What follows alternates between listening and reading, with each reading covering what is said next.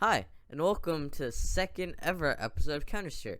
I'm Rayan, and here we try to give bite-sized chunks of automotive history. We're a new podcast, so if we fumble something along the way, please forgive us. I find cars fascinating, and I hope that you will too. And with that now, let's get started on the General Motors Milford Proving Ground.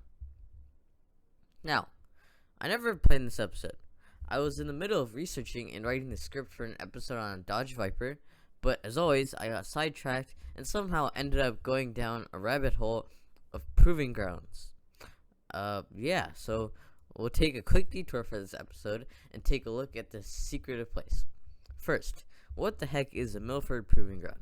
Well, to answer your question, it's basically a place where GM brings their cars that are ready for production to be tested. It doesn't just include cars though, but also engines, drivetrains, and stuff like that, which go into production cars eventually. It's actually quite a fascinating place. From Google Earth, there is no street view of the grounds. You can't see the tracks from anywhere outside the grounds. Yes, that's right, plural, not singular. There's around 150 miles of gravel, rocks, and whatnot to test surfaces for cars to drive on. Obviously, if you're releasing a new Corvette, you don't want anyone seeing it before it's released, so any roads that border the facility are all fenced off and blocked with a line of trees for any vision of the actual facility. The fascinating thing is that it's actually a whole city with 100 buildings inside, which I would assume are all for testing and developing new tech. There's also a 5-mile ring that has a slope bank of up to 30 degrees, which is pretty steep. The slope bank kind of reminds me of what the now defunct Yatabe test track in Japan was like once upon a time, which I hope to do an episode on eventually. And it's a massive place.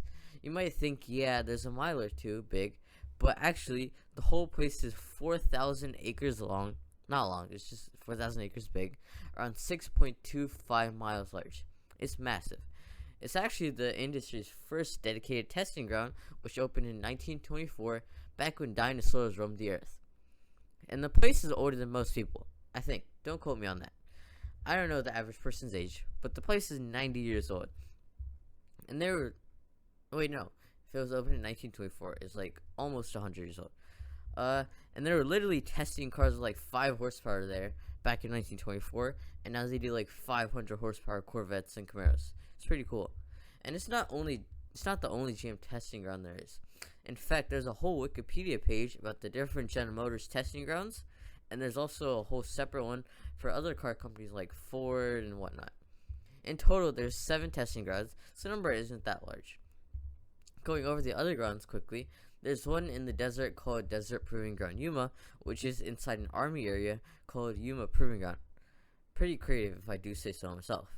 It has a no-fly zone because military things, which deter someone from stealing the new cutting-edge design technology of the Chevy Bolt, really top secret stuff.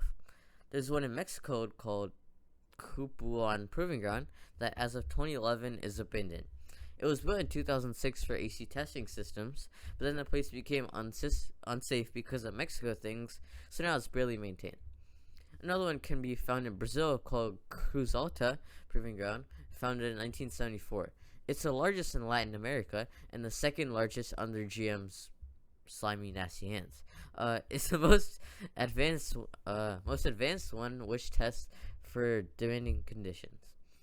2 more are in Europe, one for Opel in Germany named, pardon me if I absolutely murder this pronunciation, Testzentrum Dudenhofen, and another one in Sweden called Arjbog, I think that's how you say it, where Swedish Fish and Ike are from, which is there for ice lake testing.